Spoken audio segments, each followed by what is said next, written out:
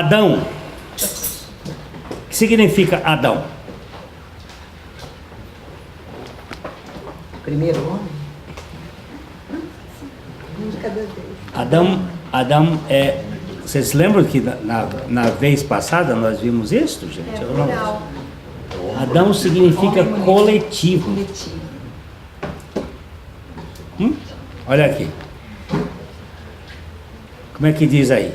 Este é o livro da genealogia de Adão. No dia em que Deus criou o homem, a semelhança de Deus o fez, homem e mulher os criou e os abençoou, e lhes chamou pelo nome de Adão. No dia em que foram criados. Pai, dá-nos a revelação da pessoa do teu filho e da obra do teu filho. Amém. Para que nós descansemos na suficiência da plenitude de Cristo. No seu nome. Amém. Adão é um nome coletivo. Assim como Elohim é um nome coletivo. Elohim é um nome plural. É o nome plural de El, que conota a ideia da Trindade. Nós temos aí uma espécie de família nesse nome. E Adão, também nós temos aqui o macho e a fêmea, o homem e a mulher, criados nesta identidade Adão. E Adão e Eva tiveram muitos filhos, mas são citados apenas 3 homens: Caim, o primogênito, e Abel, o segundo. No meu livro Religião, uma bandeira do inferno, nós pegamos 2 colunas sempre para representar a religião e o evangelho. Caim é a primeira representação do religioso, o modelo do que eu faço para merecer a ação de Deus em meu favor, porque é isso que significa religião. E Abel é aquele que anda no modelo do evangelho, é o que Deus faz para nos aceitar. Então, ele teve esses 2 filhos. Caim matou Abel, como sempre a religião persegue o evangelho. Todo perseguidor é religioso. Não significa que todo perseguido é evangélico, mas o evangélico sempre será perseguido. Porque existe aquele que provoca perseguição também dentro do modelo religioso. Mas a Bíblia diz que todos os que quiserem viver piedosamente em Cristo Jesus serão perseguidos. A morte de Abel abriu uma vala, ficou faltando alguém, e vem aquele que compensa. 7. O segundo filho. O segundo da permanência dos nomes que vão ficar, porque Abel morreu. Abel e 7 são tipologicamente a figura da cruz e da ressurreição. O velho homem tem que morrer. O novo homem, que é a figura da ressurreição em Cristo, traz a esperança de uma nova humanidade, onde Cristo é o cabeça. E logo em seguida você vai ver que 7 teve um filho que ele colocou o nome de Enos. Enos é homem. Existem algumas palavras para homem no hebraico. Adam, que é a palavra homem coletivo. Ish e Isha, que representam macho e fêmea. E Enosh e Gibon também são palavras que representam a figura do homem. Enosh é o homem comum, é o homem na sua individualidade, sem ser nenhuma expressão, mas o homem, como Deus gostaria que o homem fosse, um ser humano dependente. Eu acho muito interessante que logo depois que nasceu Enosh, começou-se a invocar o nome do Senhor. 235 anos depois da vida de Adão, nós começamos uma linhagem de clamor pelo nome do Senhor. E aí nós vimos aqui que todo que invocar o nome do Senhor será salvo. Então nós temos a linhagem dos filhos de Deus, porque salvo significa uma obra de Deus na vida do homem e, consequentemente, regeneração. Jesus veio para o que era seus, os seus não receberam, mas a todos quantos o receberam, deu-lhes o poder de serem feitos filhos de Deus, a saber, aos que creem no seu nome, os quais não nasceram do sangue, da vontade da carne, da vontade do varão, mas de Deus. Os filhos de Deus, dentro desta tipologia do Velho Testamento, é aqui que eu entendo que são os filhos de Sete. Enosh teve um filho que chamou-se Cainã. Versículo 9. Enosh viveu 90 anos e gerou a Cainã. Esse nome, para alguns, tem o sentido de possessão, mas ele vem de uma origem que significa ninho de pássaro.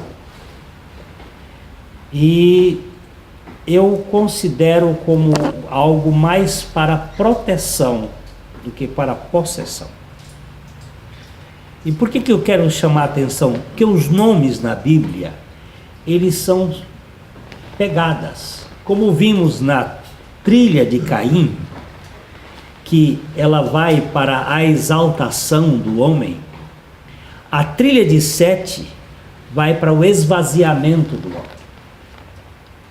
Enquanto que Caim caminha para o trono, para a cidade, no sentido de exaltar o ser humano, a elevação do homem, o caminho de Sete é um caminho de esvaziamento, de descida. É o caminho que João Batista apontou quando ele viu Jesus. Ele disse: convém que ele cresça e que eu diminua. Convém que ele cresça, e na versão da irmãzinha lá do interior da Bahia, uma versãozinha muito preciosa, convém que ele cresça e que eu desapareça. Na verdade, se eu desaparecer e ele crescer, sabe, eu vou ficar numa posição muito, muito boa, porque eu estou na posição da dependência total dele, que é o que projeta o Evangelho para nós. O processo do Evangelho é que nós sejamos dependentes da suficiência de Cristo.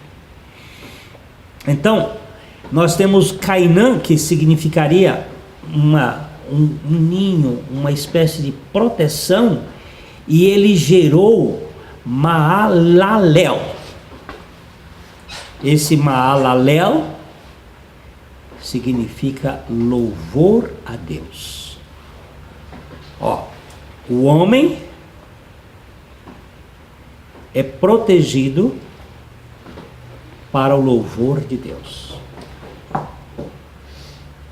A compensação, 7, a compensação, ou substituto, ou regra 3, como queira, a compensação é que Deus quer um homem protegido para o louvor da sua glória. Olha só como a trilha vai caminhando de uma maneira tão preciosa. E outra coisa que nós temos que ver é que na genealogia de Sete, aparece o nascimento, a idade e a morte. E a geração. É uma genealogia mais detalhada, porque os nomes dos justos permanecem para sempre, enquanto que o nome dos ímpios apodrece, acaba, não tem nem contabilidade. A família de Caim perdeu-se na história no sentido de sua contabilidade, não se sabe quantos anos viveu, nem mais nada, só sabe dos prazeres deles, porque eles só se preocupavam com isso. Então o Maalalel viveu Cainã 840 anos, você vê que eles viviam muito, teve filhos e filhas, e todos os dias eu já estou no 14, todos os dias de Cainã foram 910 anos e morreu. Turminha que vivia bastante. Hoje, quando o sujeito vive 90, a gente já fica feliz 10% do que eles viviam. Isso tudo foi por causa de mudança do eixo da Terra e aquelas coisas todas. Maalalel, o louvor de Deus, que vivia para o louvor de Deus, protegido pela sua origem, Cainã, protegido pela sua natureza de homem, que era um homem preservado, teve um filho chamado Jared. Jared significa aquele que desce, descida. Olha, o louvor de Deus para que nós desapareçamos.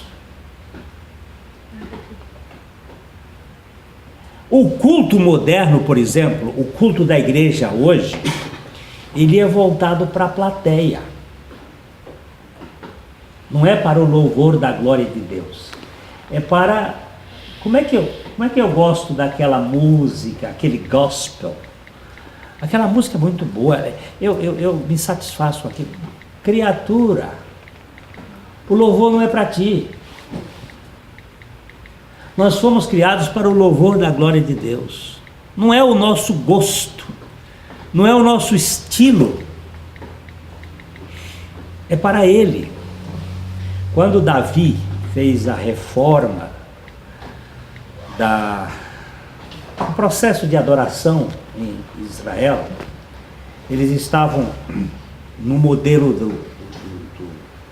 do tabernáculo, e por desastre dos filhos de Eli, a arca tinha sido retirada do Santíssimo Lugar e passou nas mãos dos filisteus vários anos e ficou lá.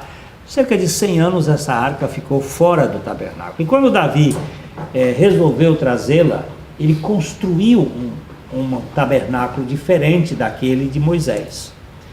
O tabernáculo de Davi, na verdade, era uma tenda. E no meio da tenda colocou a arca. E ela era como uma circunferência em que havia a cada 30 graus, havia um cantor. 12 cantores ao redor da arca, ao redor da tenda, cantando 24 horas por dia. Eles trabalhavam em turnos. Eram 288 cantores. E os turnos iam se revezando. O que significa isto? De madrugada não tinha ninguém lá. Tinha, o Senhor estava lá. O culto é para o Senhor, não é para nós. Nós somos participantes do culto e não assistentes. Nós vamos prestar cultos a Deus. E o culto é voltado para Ele. E o sentido é realmente que nós desapareçamos do culto. E que a glória e a majestade e o louvor sejam dados ao Cordeiro. Amém. O sistema foi todo mudado.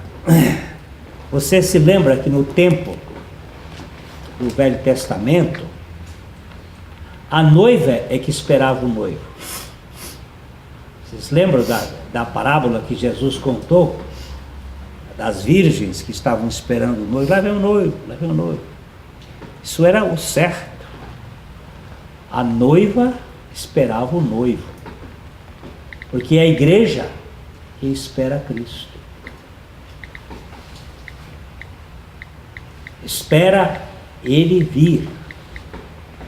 Mas, depois de Constantino, sempre o Constantino com as suas constantinopolitanizações. O bispo de Constantinopla vai se constantinopolitanizar. E quem o constantinopolitanizar, bom constantinopolitanizador será. Agora, meu velho, quem é que vai desrepetir? Quem é que vai repetir a constantinopolitanização de Constantino? Trouxe a noiva para o centro. O noivo agora espera a noiva. Mudou. Isso não é só uma mudança de estilo, isso é mudança radical.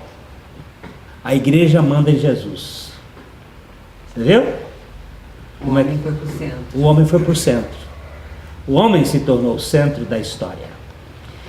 Deus é um detalhe, ele é um coadjuvante. Isso é um modelo de Eva, lá no Jardim do Éden, quando gerou Caim, com o auxílio do Senhor. Gerou um filho com o auxílio do Senhor. Então isso é muito interessante. O Jared, ou Gered, significa aquele que desce, que vai para baixo. Ele é o sexto. E o sexto é o número do homem, E ele foi pai de um cara excepcional. E nós vamos gastar um tempo depois com esse cara, que é o nosso amigo Enoque. Enoque. Ele é filho de Gered, é o sétimo, e Enoque significa dedicado. Mesmo nome dado ao filho de Caim.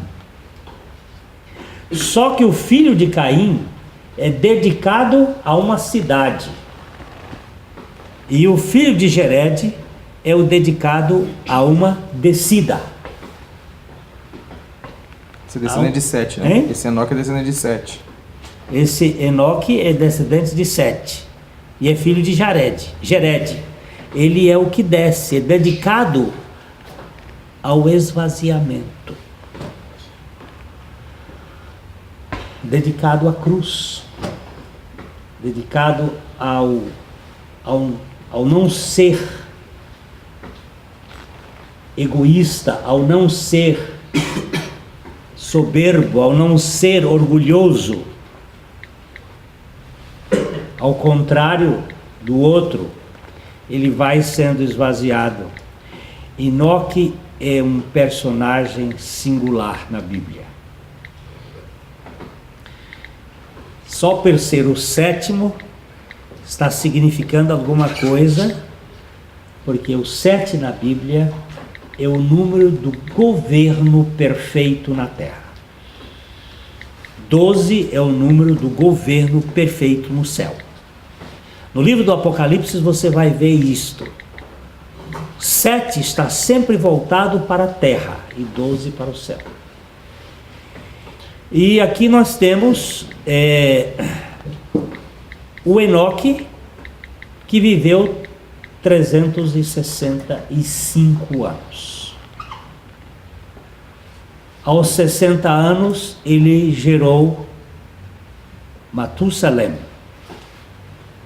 E esse outro nome muito interessante. Matusalém significa, Matus é o homem, ferido com dardo, sangrando. O nome dele em grego, deixa eu ver onde é que está aqui. O nome dele no grego é... quando ele morre, haverá um derramamento. Matusalém significa em grego, quando ele morre, haverá um derramamento. Está apontando, desce para onde? Para a cruz. Para a cruz. Sempre Deus está mostrando alguma coisa nesses nomes. O caminho de Caim é para riba. O caminho de Sete é para baixo.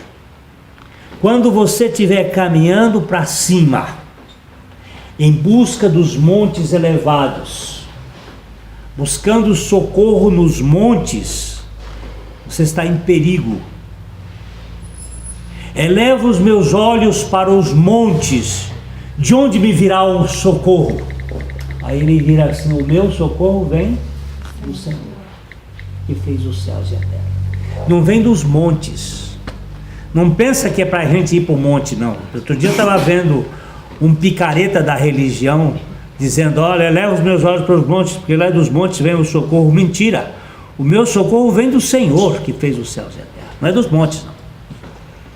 Não é dos outeiros. Isso é coisa de otário.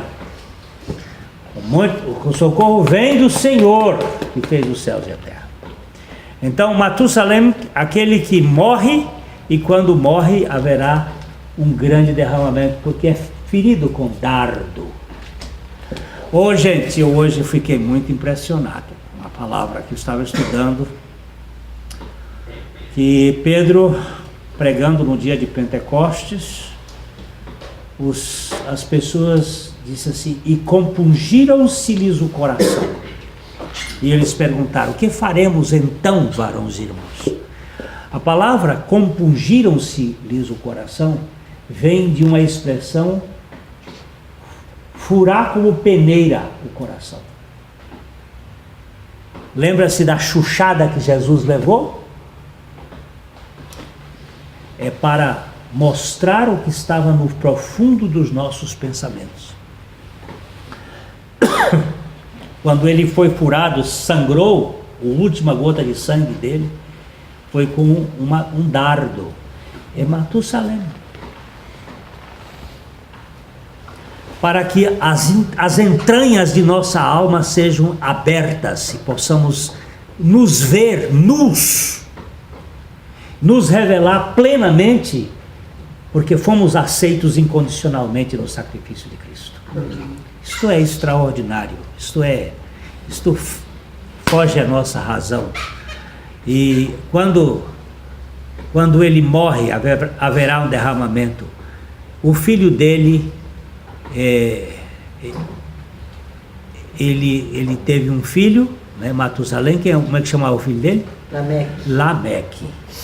É outro nome que tem na genealogia de Caim, que é poderoso.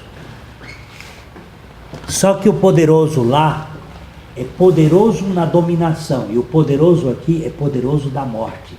Representa a ressurreição. É o poder da ressurreição. Olha só os nomes. Vai na trilha. Vai procurando a trilha da desconstrução da religião. Se a construção da religião é para cima, a desconstrução é para baixo. Como? O homem coletivo gera filhos, mas esses filhos trazem a natureza dele, um mata o outro, aí Deus traz um que é a compensação, é o segundo, é o regra 3, é o substituto, é Jesus. Gente, nós temos que ler a nossa Bíblia com a mente de enxergar Cristo, porque nós não somos salvos por doutrinas, nós somos salvos por uma pessoa que está revelado nessa palavra. Espírito de Deus nos traz a revelação da pessoa do Filho, porque é no Filho que está a salvação da humanidade. Então nós precisamos ter a condição de poder enxergar como Deus está mostrando a pista que vai para o Filho. O homem Enos tem um filho, como é que ele chamava? Enos, Caim, protegido, que tem um filho que se chama Maalel, que significa o louvor de Deus, que tem um filho que se chama Jared, que significa aquele que desce, que está descendo, que tem um filho que se chama Enoque, que significa dedicado a quê? A Matusalém, que significa ferido com dardo, aquele que sangra a morte, que tem um filho que se chama Lameque, que significa o poder da ressurreição. O poderoso, não o poderoso do trono lá em cima, é o poderoso do esvaziamento, é o poder da ressurreição. Que tem um filho que se chama Noé, que significa repouso, descanso. Oh, Bíblia Santa! Não tem nada aqui fora do lugar. Não tem coisa alguma que esteja aqui por acaso, solto, como se fosse uma pedra de uma explosão. Tudo que está aqui está apontando para a pessoa de Jesus Cristo. É evangelho, queridos. É evangelho.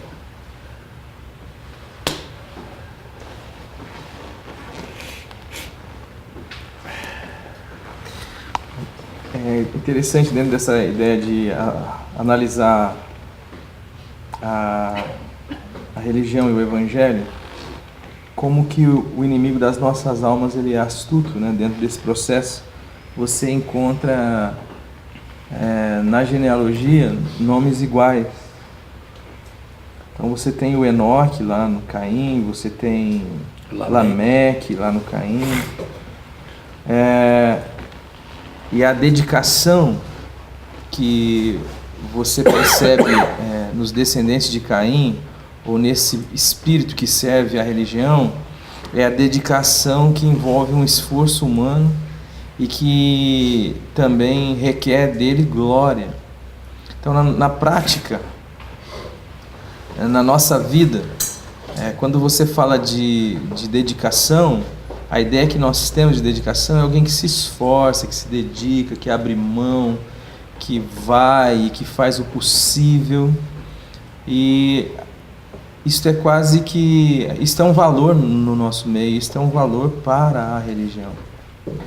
Já a dedicação, do ponto de vista daquilo que foi apresentado como a dedicação da cruz, aqueles que são filhos da cruz e que apontam para esse esvaziamento, e é interessante a gente pensar no esvaziamento, porque quando fala assim, eu desapareço, quando a gente pensa assim, Deus quer nos criar para dependente, parece um negócio às vezes que soa um pouco esquisito, né? Por que Deus quer me fazer dependente dele? E essa é uma ideia que, na realidade, tudo que Deus criou depende de Deus. Não tem como fugir, a não ser que você e eu fôssemos deuses, que é a proposta da religião, né? Como Deus sereis. A partir do momento que nós somos uma criatura, nós dependemos de quem nos criou.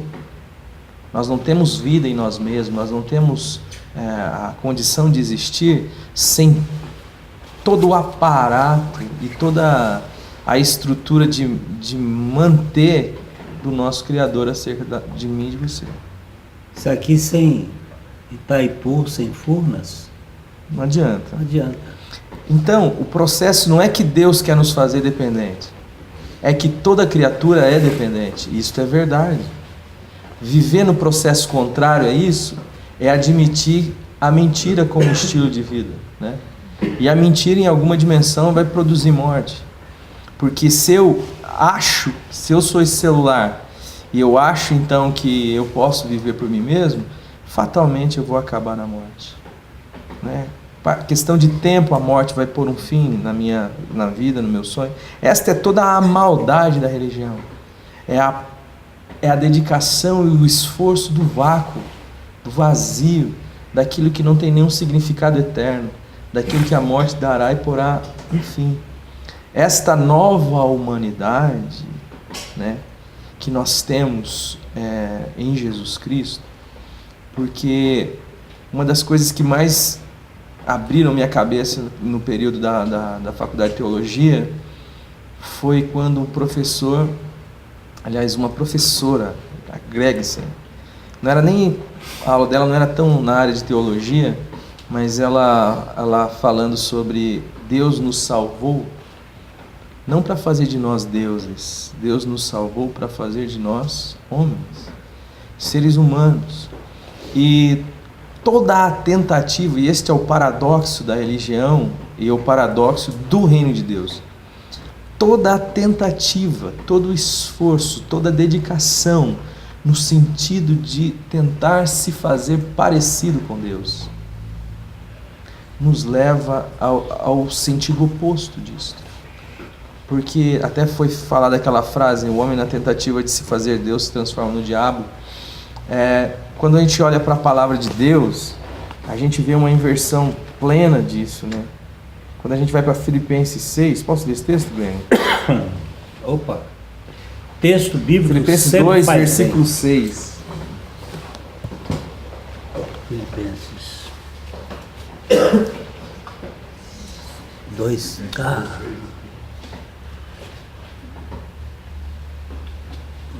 2, 6? Esse aqui. É isso mesmo. Pois ele, subsistindo em forma de Deus, não julgou como usurpação o ser igual a Deus.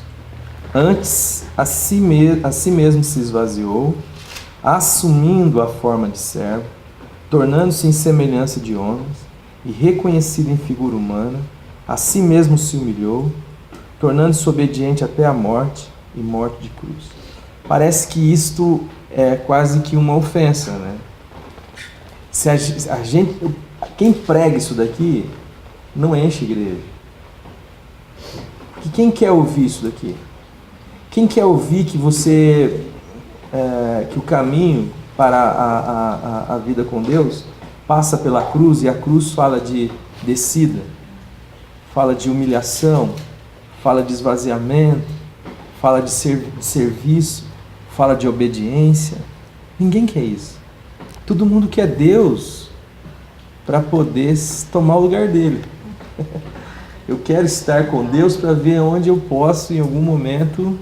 Na realidade, a perversão da religião é tão grande que nós usamos Deus.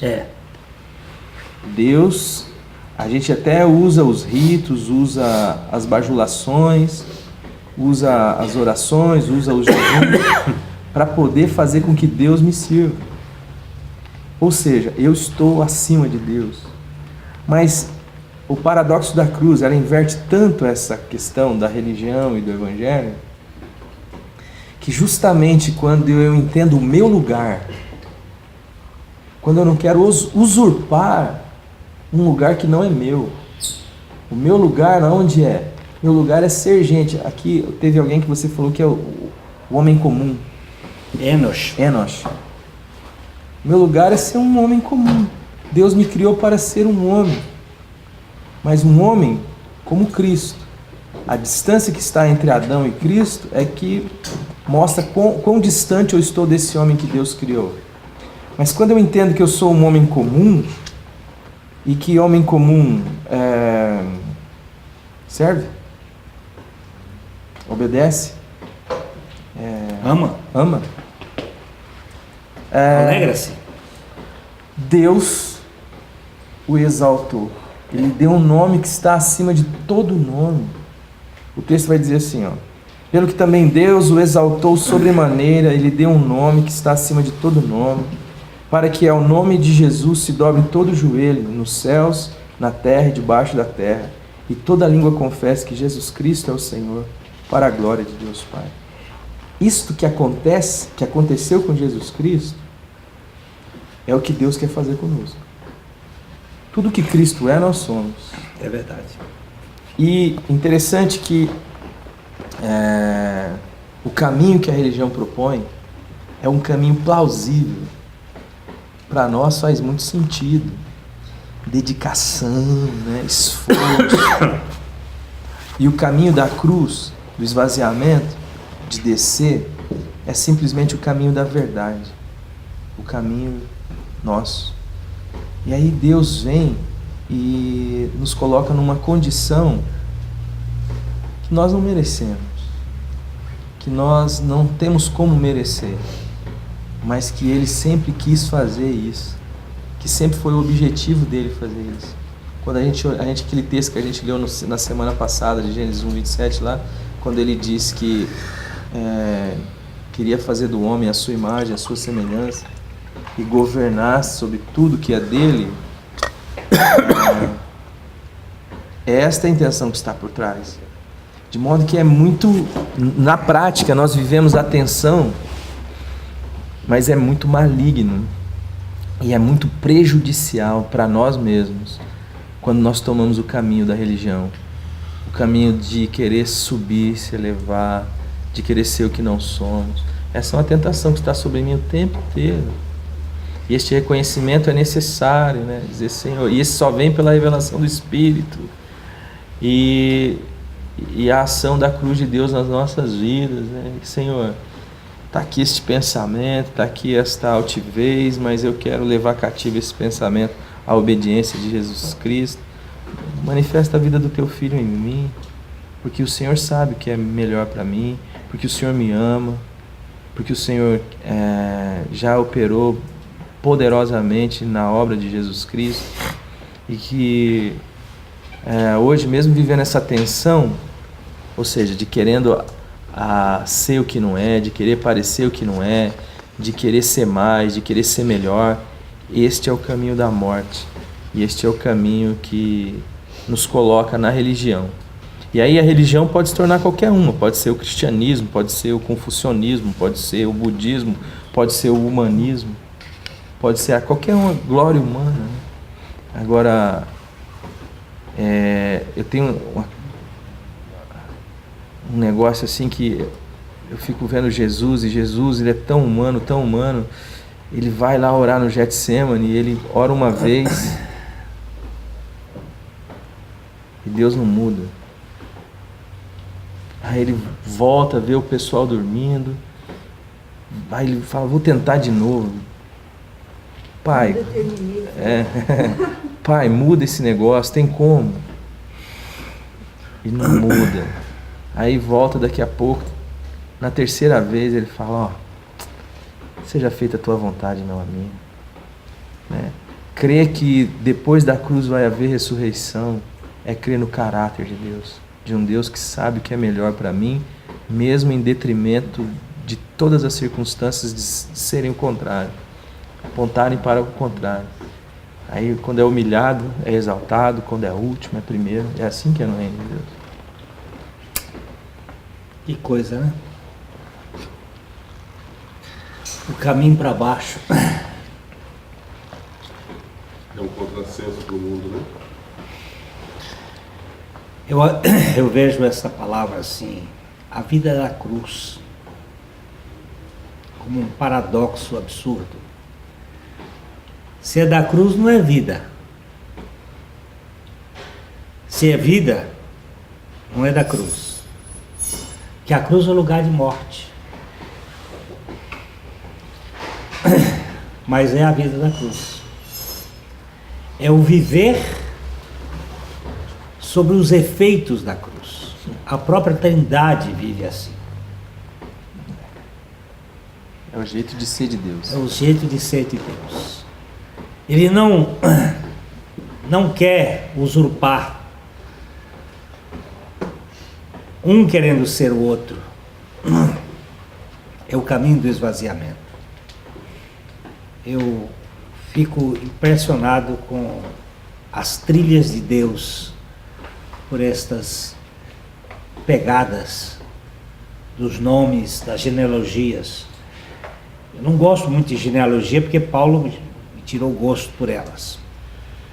Mas eu comecei a estudar um pouquinho as genealogias para ver Jesus nelas. Se está lá, né? Está lá, tem coisa. Esses nomes não estão aí por acaso. Eles estão deixando alguma pista para a gente enxergar Jesus. Ontem, um amigo lá de São Paulo me telefonou e ele disse: oi, mestre. Me chama de mestre, não sei por que.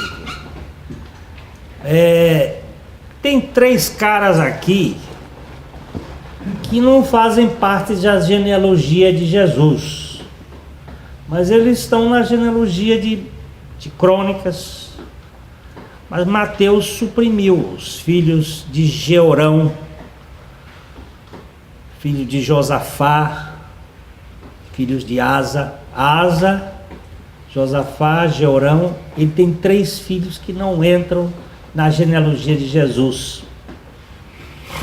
Eu digo, deve ter coisa nesse troço aí. Tem algum mingau. Tem perna de grilo aí nesse troço. Vamos ver o que é. Aí eu fui atrás da Bíblia lá e mexer aqui, descobri que realmente tem uma senhora Atalia, uma mulher que casou com Jared, e ela foi quem trouxe a idolatria para a família de Davi, porque se lembram que os 2 grupos se dividiram. Quando Salomão morreu, Roboão assumiu o poder, mas Roboão disse que o dedo mínimo dele pesava mais do que a cana do braço do pai. Aí aumentou os impostos, fez o que a Dilma está fazendo, e o povo reagiu. Eles não querem desonerar poder, porque o negócio é bom. Só comendo. Piranha vive mesmo da carniça do bicho que é morto lá, e vai comer. E as 12 tribos acabaram tendo uma divisão, 10 ficaram do lado, 2 do outro. As 10 tribos ficaram com Jeroboão e 2 tribos ficaram com Roboão. E essa é a família de Davi, a família de Roboão, que perdura, que vai perdurando e vai até de onde Jesus veio, pela linhagem de José. José que era da família de Davi. E o que aconteceu é que a Bíblia diz assim: eu visitarei a maldade dos pais dos filhos até a 3ª e 4ª geração. A 4ª geração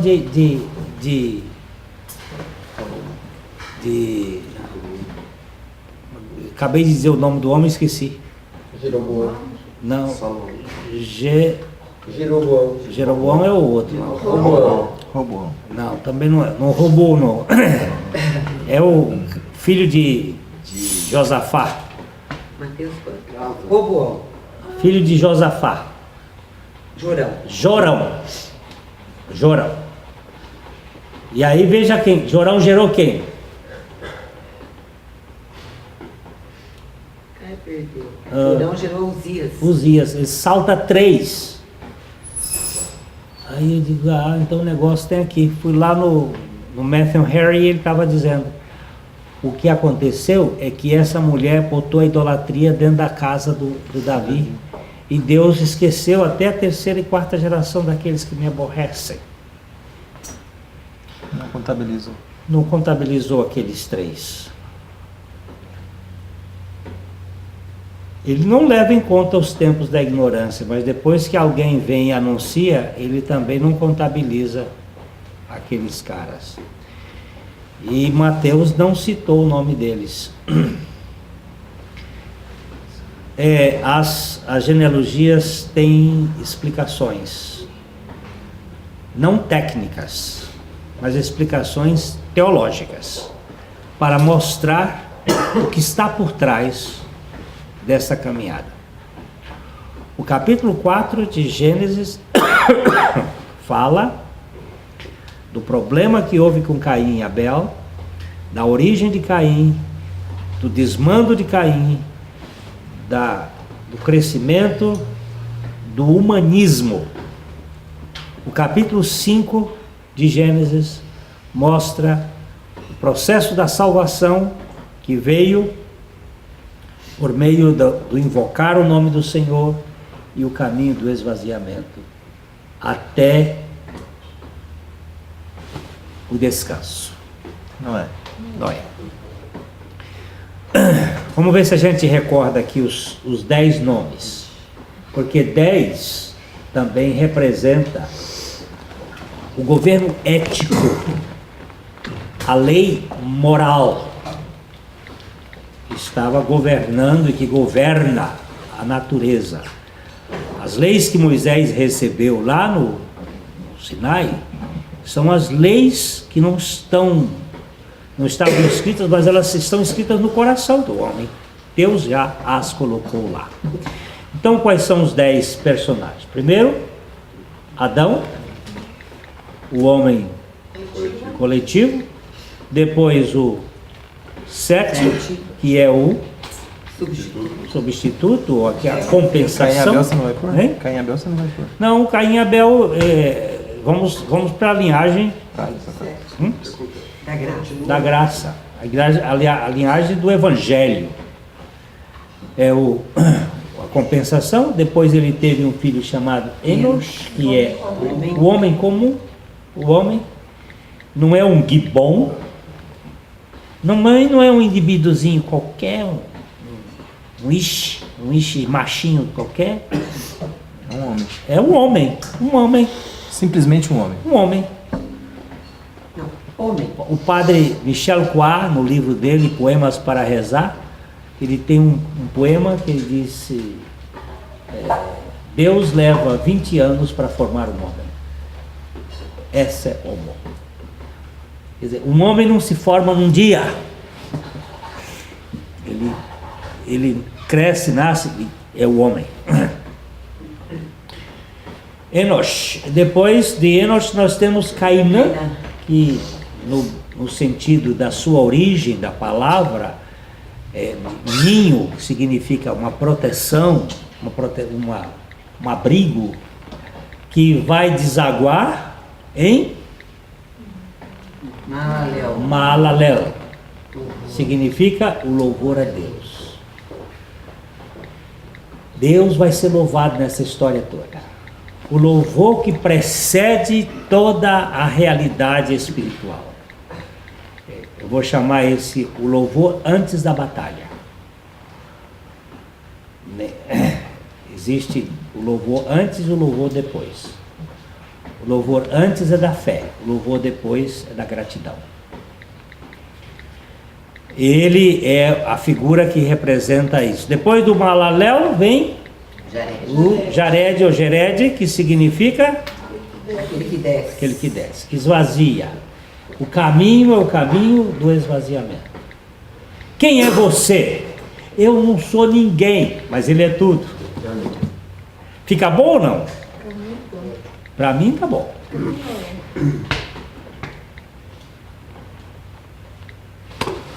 Se para você não tá, para mim tá ótimo. Se ele é o meu financiador, Acabou. quando é que eu vou falência? Então descer é melhor do que subir. Desse espírito do esvaziamento. Ele vai dar onde? Enoque. Ele vai dar em Enoque. O que significa Enoque? Dedicado ao esvaziamento. Hein? Dedicado ao esvaziamento. Dedicado. E dedicado ao esvaziamento. Quando Enoque foi dedicado, sabe para onde Enoque foi? Subiu. O que se esvazia, Fica leve. sobe. Fica leve. O que quer subir, cai. Jesus disse isso de uma maneira muito simples. Todo o que se exalta será humilhado. Todo o que se humilha será exaltado. Isso é princípio básico de teologia infantil. Física. Você no chão você não cai. Você sabe que avião não pousa, né? Avião cai. Cai mais forte, ou mais lentamente. Mas avião não pousa, quem pousa é passarinho. Avião cai. É bom quando cai lentamente. É bom quando cai lentamente. Na pista. Na pista, no lugar certo. Mas você também, se você for caindo, você vai deixar de ser Caim. E vai ter uma outra subida. Aquele que desce, sobe. Aquele que sobe, cai. E a Bíblia nunca ela vai se contradizer, né? Não. Que é uma das razões pelas quais eu acho que ela é um caminho seguro. Perfeitamente. Então, por exemplo, a outra passagem que diz que aquele que se apega à vida perderá, quem né, renunciá-la ganhará. Era A própria trajetória de Jesus que desceu à mansão dos mortos para depois subir. que tudo isso é a mesma coisa. Mesma coisa. Mesma coisa. Esse princípio. Mesma coisa. E o nosso caminho pessoal, né?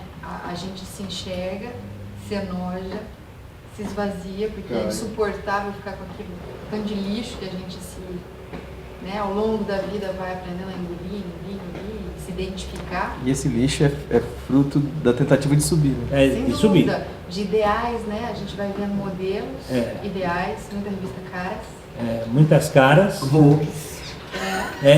Utopia. É verdade. Nós né? vivemos de utopia, de imaginação, do idealizado.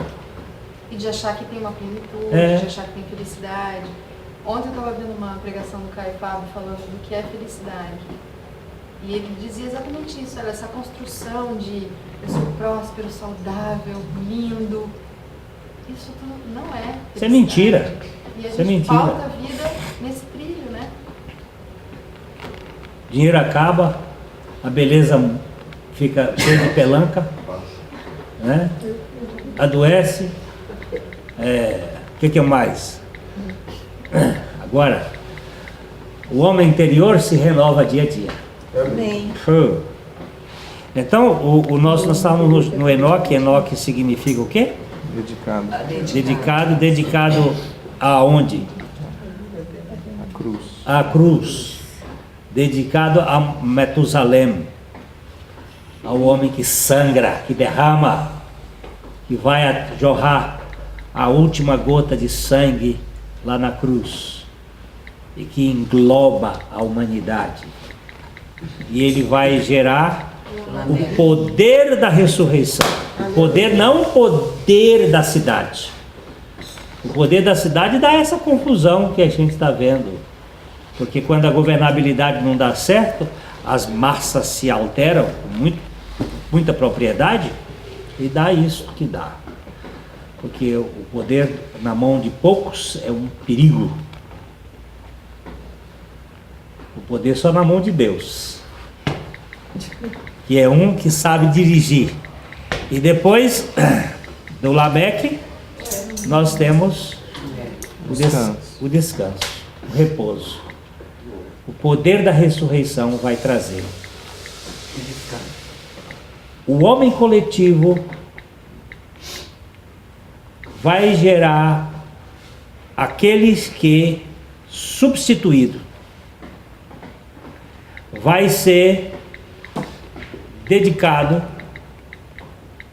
vai ser o homem dedicado, ou melhor, protegido, até o louvor de Deus, para descer e ser dedicado à cruz, ressuscitado para ter descanso. Dá para entender ou não? Linhagem para baixo. Qual é que você quer andar? Para cima ou para baixo? Se você subir, você não vai ter companheiro. Se você descer, nós vamos juntos. Nós vamos caminhar no caminho de João Batista, do esvaziamento. Diga, amor. Diga. Eu não. Diga, amor. Estou dizendo, é muito difícil. É impossível. É muito difícil. Por isso que é nele que tudo acontece. Amém. A vida cristã não é um projeto seu. É um projeto nele. Eu tô fugindo, ele me pega, eu fujo. É um projeto nele. Você não pode se esvaziar, você não pode... Do mesmo jeito não tem como se matar na cruz. Né? Né? Não tem. E essa coisa, se você tornar isso um processo, um projeto, se torna tão obsessivo quanto querer subir. Uhum. Porque é fruto do teu esforço também. É vaidade. É, Eu me orgulho da minha humildade. Né? isso É relacionamento Relacionamento. com Deus. Anda na minha presença. Eu te farei perfeito. Nós vamos nos dedicar na próximo a Enoque, só Enoque. Esse sétimo. Porque essa figura, ela é ímpar. Ela aparece aqui, tem poucos versículos sobre ele, mas há uma expressão maravilhosa. Enoque andou com Deus. E 2 vezes a expressão andou com Deus. Depois que ele gerou Matusalém, ele andou com Deus 300 anos. Ele gerou Matusalém quando ele tinha 65 anos. Aí ele andou com Deus. Ele não viu o neto dele nascer. Ele foi embora antes do tempo. Então, que bênção a gente saber que Deus é dos detalhes. Senhor, conduze-nos por esta via crucis do esvaziamento para vivermos para a Tua glória. Amém. Nós não queremos, somos como bode que esperneia para ir para a água. Mas o Senhor, por Tua graça, nos esvazia. Amém. Para que o Teu Filho seja a plenitude nas nossas vidas. No nome santo de Jesus.